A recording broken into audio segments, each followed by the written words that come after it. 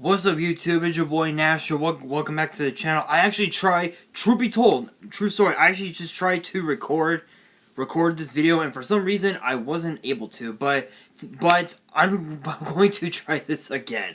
So today's video, I'm going to be revealing I guess most of the cards they're going to be in Rise of the Duelist, which will be released sometime in the summer because of this because of this damn virus with what's been going on in the world. And I'm also going to be revealing to you guys what the new accessories are going to be for basically for Yu-Gi-Oh. You know what binders, whatnot is going to be released. But before I get to that, I actually want to talk about Pokemon for a second.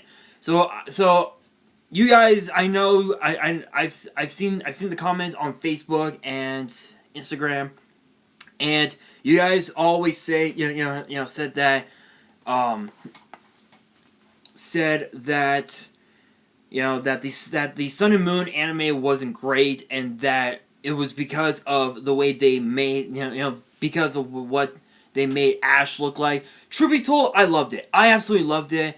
I actually finished up the season of Ultra Legends on Saturday, which made it made me sad. It made me so sad. I loved Ash, Kukui, and Burnett together. They were so beautiful together. They were so incredible together. It felt like as if Ash really had a father, which was absolutely crazy. But of course too, we don't know Ash's real father, but who knows? But it just made me cry. I'm saying it now. It actually made me cry. But I can't wait for the next anime, which I believe is going to be called Pokemon Journeys, and it's going to be released in June on Netflix. So, question of the day. I don't know if this is true or not, but question of the day. If I want you guys to comment below if this is true. Does Ash Ketchum really have his Pikachu, a Dragonite, a Gengar, and a Riolu? Does he have those 4 Pokemon? Because I heard rumors that he actually has them. So comment below, and I will definitely reply back. Anyway, guys, enough talk. Let's get into this. So this is basically a final look, if you will, of what Rise of the Duelist will look like.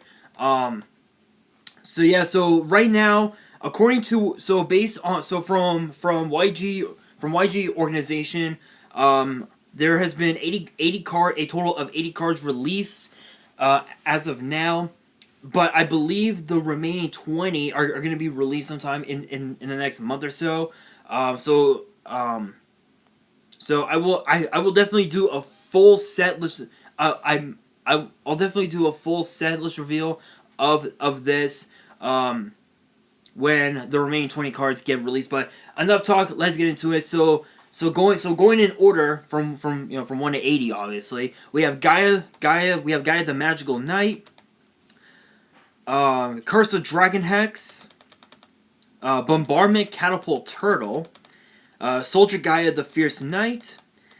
Ecclesia, the Sanctified Maiden of Dragma. So obviously Dragmas are getting, is one of the new archetypes in this set, and obviously too Flame Noble Knights or Infer Noble Knights.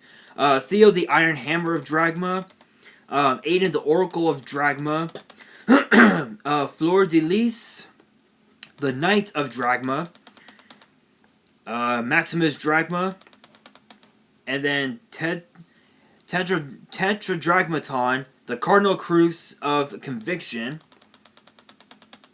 Nullius Filius of Albus. I just butchered that name, trust me. Infernoble Knight Astolfo. Infernoble Knight Ogier. Oliver. Infernoble Knight Oliver. Magus, and then the Marface. So Marface is basically one of the new cute decks that are going to be in the set. Not sure if they're gonna be competitive or anything like that. But we have Marfay Rabby, which I believe is the only normal monster in the set. Marfay Fenny, which kind of looks like a Fennekin from the X and Y series. Marfay Kathy, Puppy, Pony, and then the Fluffle Frankfurt deck is getting support. So we have Fluffle Dolphin and Edgem Scythe. And then we also have some new Dark Lords in here. So Dark Lord of Delight, Dark Lord of Pleasure, Dark Lord Nergal, and then we also have some new Machina support as well. So we have Machina Resorbreak, excuse me, Unauthorized Device Malefactor. So I believe this is for so I believe this is for the Machina deck. So we have a little bit of Mathmech support as well. So we have Mathmech Diameter, and then also Nemesis Keystone, which I believe is supposed to be for the Adamascipator deck. Quackimero Supplier, Thunderhand. So if you guys remember Garog from the Zexal era, yeah, he's actually getting a new card. Crazy enough, as crazy as it sounds. Gizmek, Kuramitsua, the Dragonic Deluge of Divinity, Dreadreef, the Ephemeral Fish, Red Potent, which I believe is supposed to be a short print, in the set, as is this card, Dracoon Lamp, Megalith Fool, Gaia, the Magical Dragon Champion, Incineration Dragon Bastard, which to be honest, the name is kind of funny. Frightful Whale, so that's gonna be a cool one to play. Lucifer, Dark Lord of the Morning Star. My hair has knots. Then we have Infernoble Knight Vanguard Roland. Infernoble Knight Emperor Charlemagne. And then Chaos Ruler of the Chaotic Demonic Dragon, which I believe is going to be one of the main chase cards from the set. And judging by its effects, yeah, it's going to be a chase card. Then we have Marfays of the Forest, Marfay Mommy, which is a Xyz. And then we have Strina, the Rika Queen, another waifu card, pretty much. Vespinet, the Spin Breaker, which I believe is for something. I don't know what that something is. Then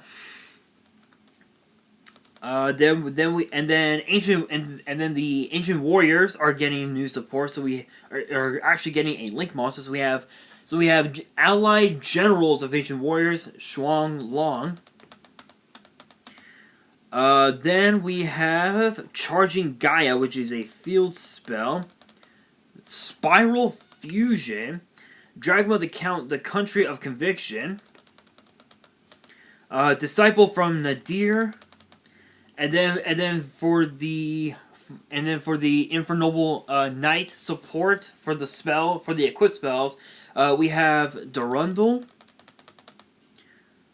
How clear? I don't know how to pronounce it. And Joyous. And then we also have Morphe Tag, as well as Hide and Seek. Frightful Repair. Magalancia, the Deep Sea City. Ancient Warrior Saga, Southeast Winds. Adamascipator Friends. And then the card that everybody is talking about, 3 Tactical Talents, which is basically a Pot of Greed, a Change of Heart, and a Forceful Sentry in one card. So, and the only way you can activate this card is if your opponent activated a monster effect during your main phase. So if they for instance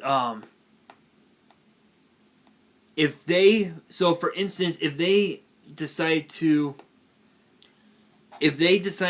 ash your pot of extravagance or whatever, you can activate this card, and do any of those three things. Now of course too. Now of course too. A lot of people will, will want to draw two cards. But if you're going up against decks like say Adamantium or whatever, you want to use the other two effects. That's what you want to do. That's how good this card is. And this card, I believe, is going to be one of the main chase cards as well from the set. Then we have Blizzard. Yeah. So then, next up we have Blizzard, Fury of Kurioshin, Just One Forbidden Drop, Dragon Cycle of the Celestial Illusions, which is a card for the Tenny deck. Tennies are probably not going to get a lot of support, honestly. Not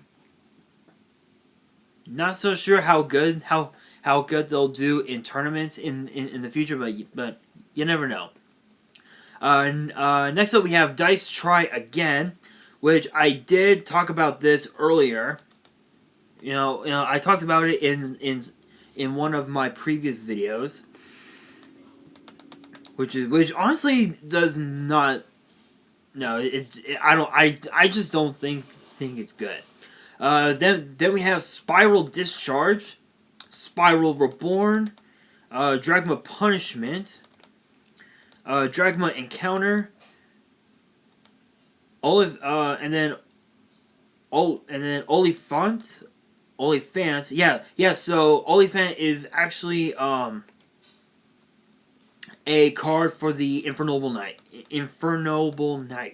Marfate Time, Frightful Vendor. Crazy enough, in Japan, it actually says Death Toy Pot. So, it's basically a toy vendor, but instead of drawing out Fluffles, you're drawing out Egypts. So if you play both of them together, hey, that's good. That's actually really good. The Defiant Dark Lord, Shadal Rook, which Shadals are getting support, as are Dragon Mage Cleanup, Reusable Jar, a Draconian Prison of Snow and Sky, and last but not least, Junk Sleep. So those are just some of the cards that are going to be printed in Rise of the Duelist.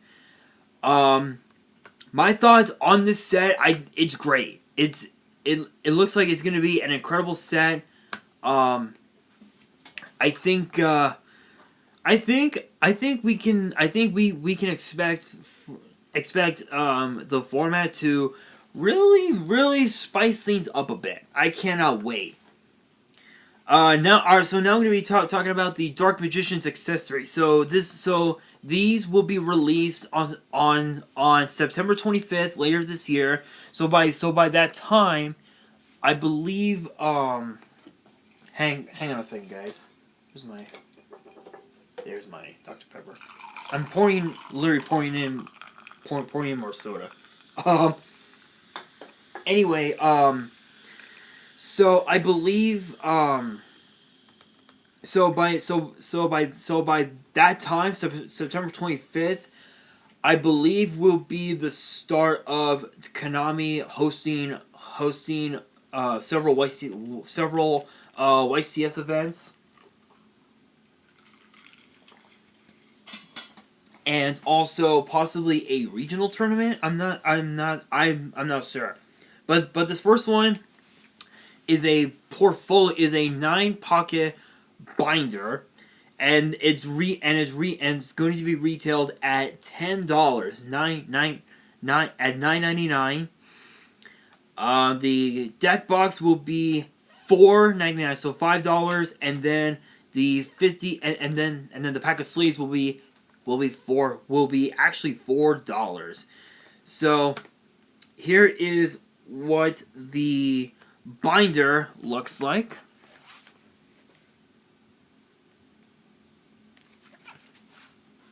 Which honestly I think looks really incredible.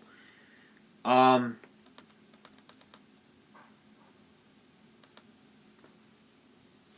and then the deck box, I believe, can hold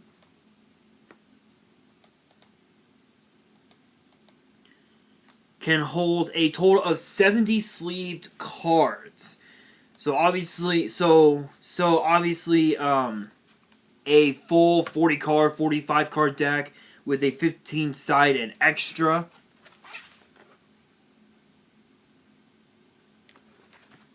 That's actually the deck box. And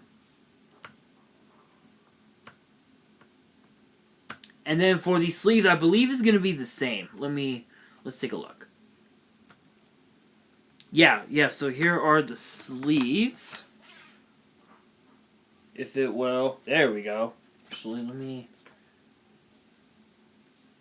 I guess not. Never mind. All right. Those are the sleeves. And yeah, so overall,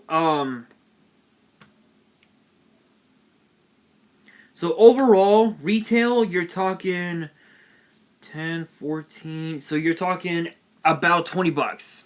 $20 for all three. I believe they're supposed to be making a playmat soon, but I honestly don't know. But guys, that's actually gonna do it. Another thing that I do want to talk about really quick about the Pokemon Sun and Moon anime is the fact that Ash finally won the Pokemon League. That wasn't the Orange Islands. Because in Sun and Moon, he had Pikachu, Rockruff, which evolved into a Dusk form Lycanroc, a Litten that was basically a caregiver, a caretaker, if you will, for a very old Stoutland, who sadly passed away in the show. Who then evolved into a Torracat, but did not evolve to an Incineroar until after Torracat defeated Kukui's Incineroar. Like 5 episodes away from the season being over, and he evolves into an Incineroar. I think it should have happened long before that. Just saying. Then a Rowlet who actually learned Seed Bomb, but instead of using a seed, he uses an Everstone. An Everstone. Why? Why? I wanted to see Rowlet evolve fully into a Decidueye. But nope, we didn't get that. Then he catches a Poipole, but instead of sending it back to the... But instead of sending it through a Ultra Wormhole, he decides to keep it. And Poipole learned a lot, especially about friendship. That says a lot. That says a lot. And then also, he also has a mythical Pokemon. Supposedly they're calling it a legendary Meltan. He's literally the first person to catch a Meltan, which evolves into a Melmetal. And the Z crystals that he has, a Normalium Z, an Electrium Z, a Rockium Z, a Steelium Z, a Solgaleo Z, Firium Z, Grassium Z, and a Lycanium Z. Those are the 8 crystals that he has. And from what I understand, I believe he actually left his Z crystals with Kukui. I believe he did that. And if you guys are wondering how he got his 8th crystal, which is actually the Firium Z, he actually got it by helping a younger version of Kukui by being sent into the past. If you watch the anime, you will know what I'm talking about. But of course, too, on the last episode, Lily, Lusamine, and Gladion left Alola to go travel to find Lily's father, which not only that, but Magearna was reborn. We saw a Magearna, we saw a Shaman. It was crazy. It was crazy, but I think, to be honest, out of all the girls that Ash met in Alola, I think Lily had a big crush on Ash. Sad to say though, sad to say though, she did not pull the trigger like Serena did in the X and Y anime. But of course, too, having to say, seeing Ash say goodbye to Burnett and Kukui, and just having all four of them, Ash, Kukui, Burnett, and Pikachu embrace at the airport was just heartbreaking. It was so heartbreaking. I hope that we see them again in the new anime that we'll be getting, that will be released on June 12th, supposedly, on Netflix, called Pokemon Journeys. Supposedly, it's going to be on Netflix, but I believe when it's out, I believe they're going to be releasing it on DVD sometime next year. So I cannot wait. It's going to be awesome. I just seriously cannot wait. Anyway, guys, but apparently, supposedly, Ash has caught a Dragonite, a Gengar, and hatched an egg, which had a Riolu in it. So comment below the question of the day, is the rumor true? Does Ash have those 3 Pokemon? And what other Pokemon do you think he will catch during the Pokemon Journeys anime? Comment below. And that's going to do it for this video. Hopefully you guys enjoyed. If you did, make sure you guys smash the thumbs up button. If you guys are new to the channel, make sure you guys hit the subscribe button and hit the notification bell so you guys don't miss out on any new content that comes your way. And be sure to follow me on Twitter and Instagram. My links are down in the description below. We are actually getting closer and closer to reaching our goal of 100 subs. So again, I've said it before, I'll say it again, if the channel reaches 100 subs, I will open this box in its entirety on the channel. Yes, it will be in 2 parts, but I will definitely open it up. And if the channel gets to 200 or more, if this channel gets to 200 or more, I will open this box on the channel. I know it's Korean, but it is a very nostalgic set. It is Striking Neos. I have never opened up this set before, not once in my career, and I want to open it. So get the channel to 100, 200 or more. Keep liking my videos. Smash the thumbs up button. Subscribe. Hit the bell so you don't miss out. But I will say this: with the next opening that I do, I'm gonna be opening this up. The new challengers, one of the actually one of the cheapest sets to get.